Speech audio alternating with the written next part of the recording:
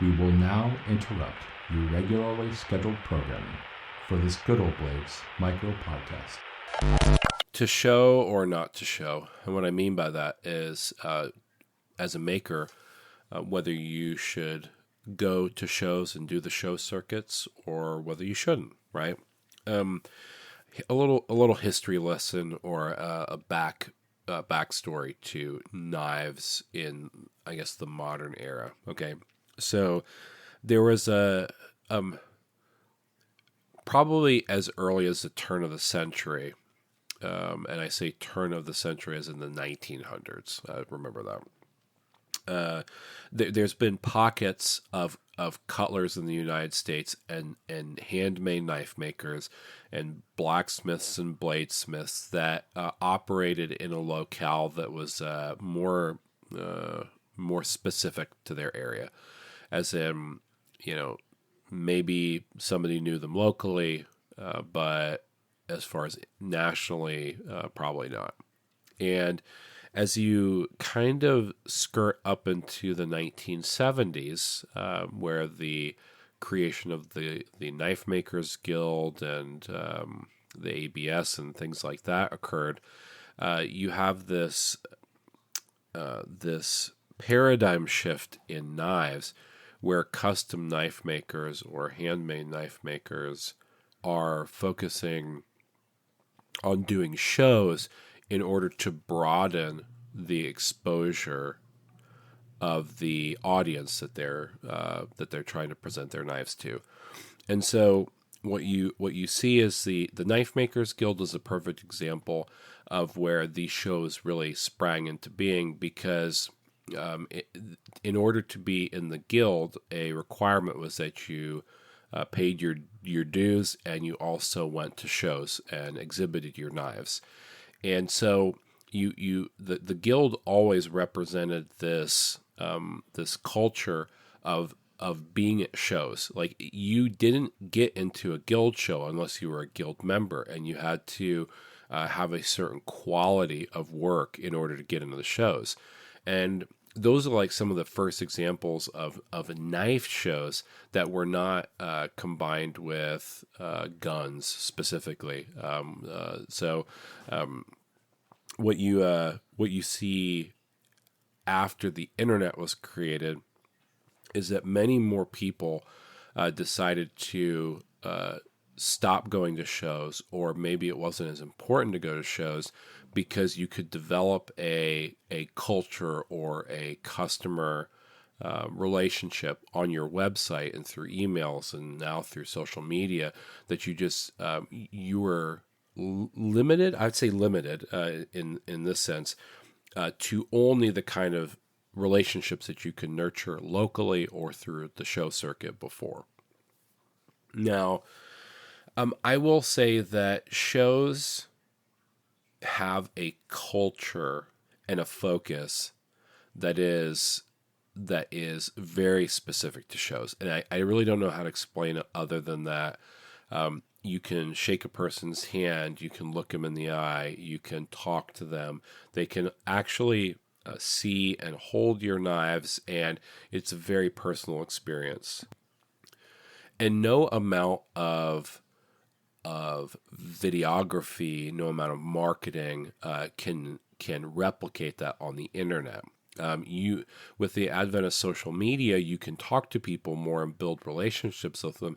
And so what you slowly see now in knife collecting and making in pretty much internationally is that a lot of people want to have a personal relationship or a connection to the maker and then their knives, versus the knives and their work comes first. Like, I don't know, there's lots of makers out there that you can hear through the halls of the grapevines, I guess, that they didn't have really great personalities, but they made really incredible knives.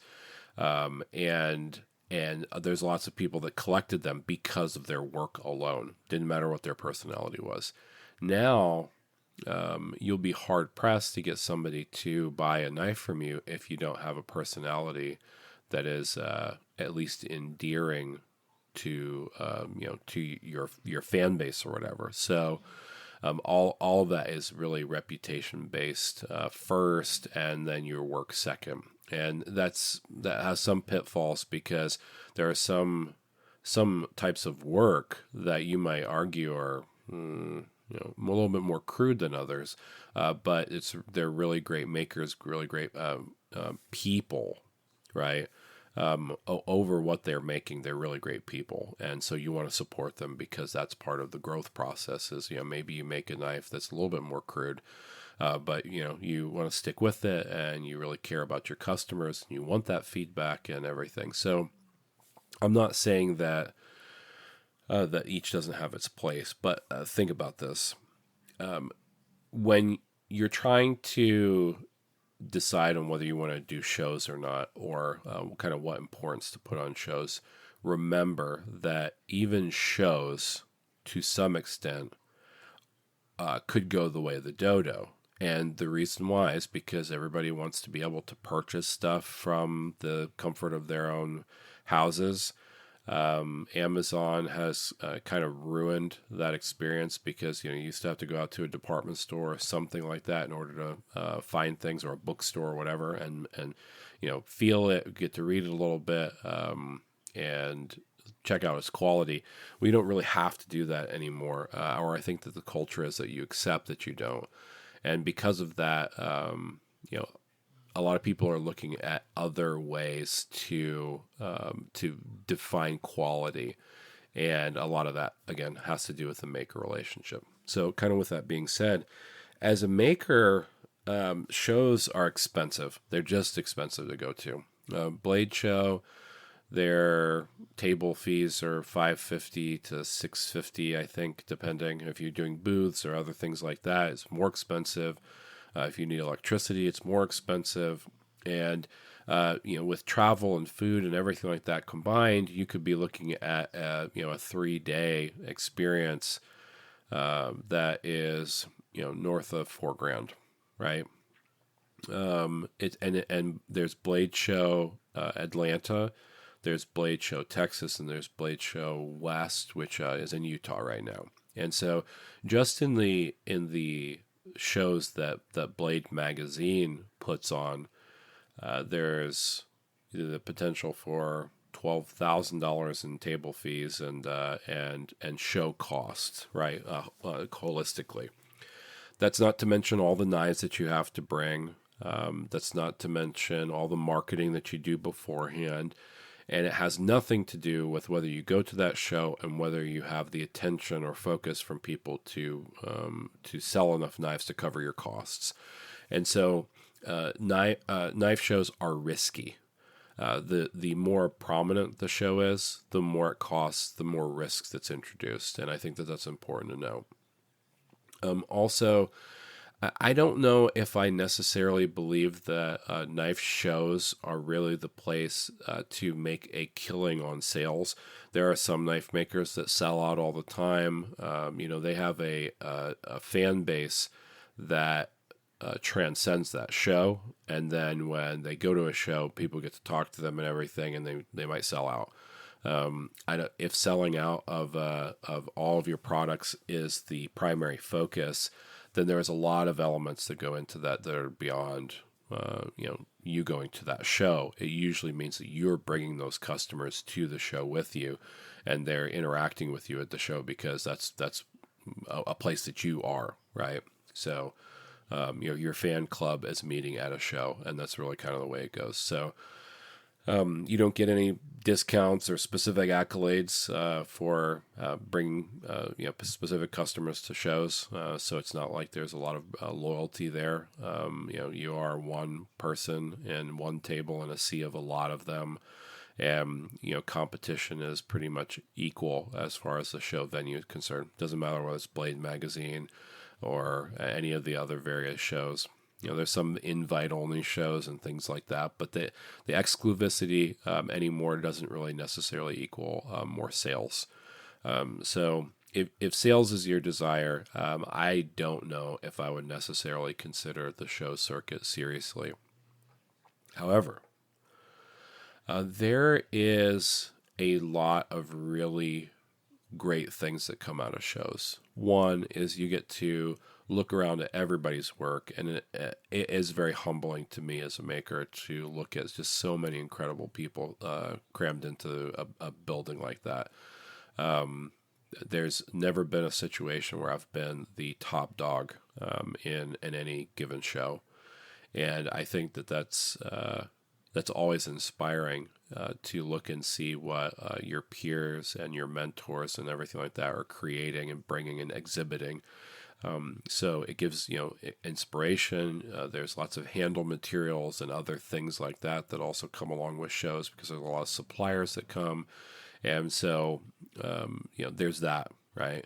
The other thing is that there's few things in knives that pull a broad range of audiences together and creates a buzz about them. The Blade magazine's Blade shows are kind of that way. That all of them are just a high energy. You have a lot of different people that are coming to them. You have a lot of different types of knives and a lot of different subcultures in knives, and it's really just cool to be a part of it. They have awards. They have parties every night where people get together, and so there's things like that that are definitely ways that you can mingle and talk to other knife makers and talk to customers and things like that. So making yourself available is really cool. And there's some people that you just would be able to see at shows that maybe they don't have the time for otherwise.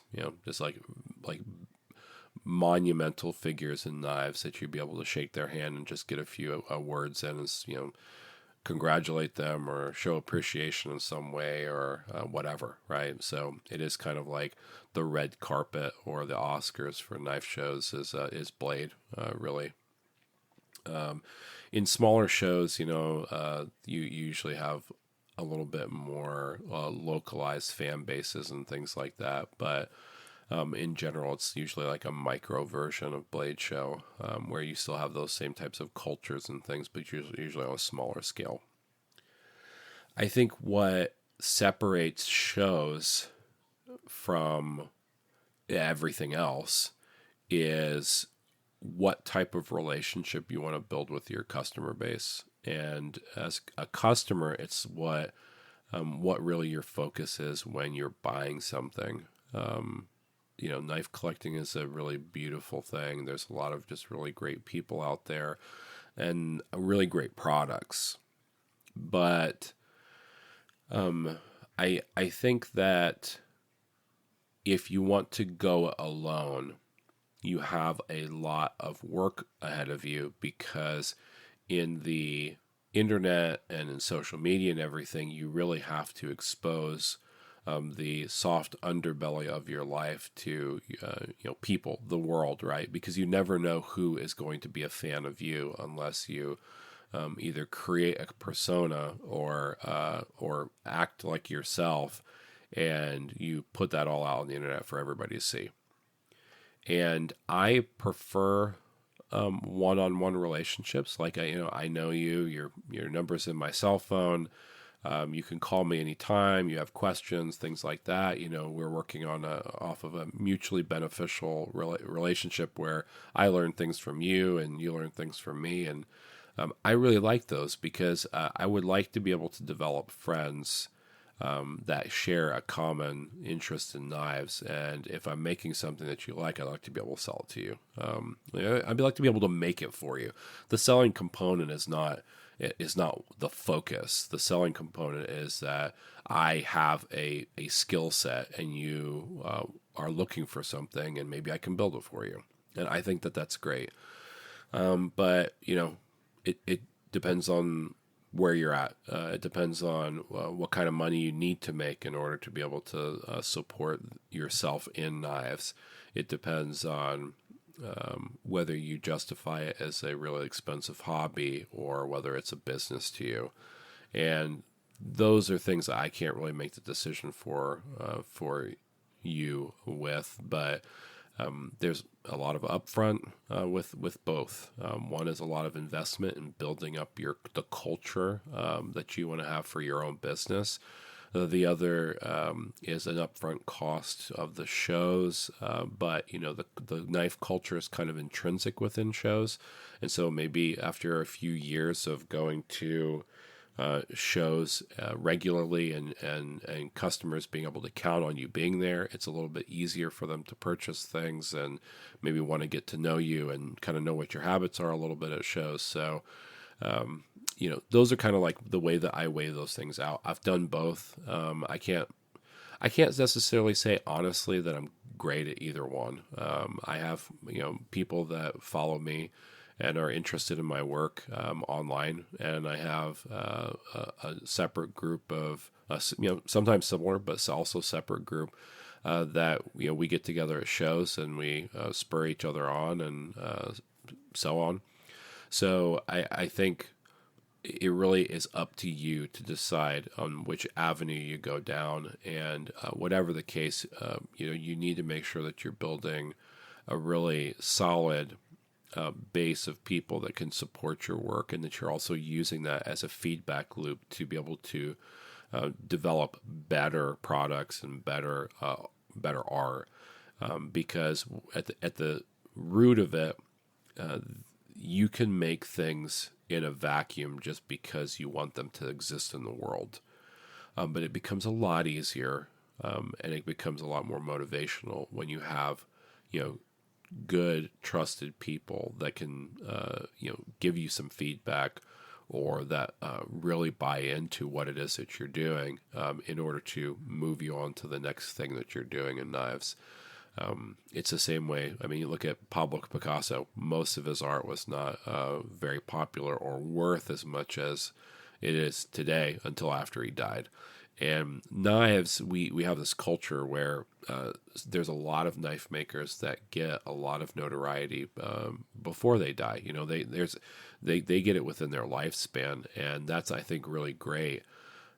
But it also takes an awful lot of something special to get to that place. So either way, either one is hard work, and you have to remember that. So get some people that like your work, be willing to take feedback, and also focus on what makes you passionate about knives, what sparks that for you. And if you can do that, I think it's a little bit easier to obtain a customer base to help support you in the long run. Hope that helps.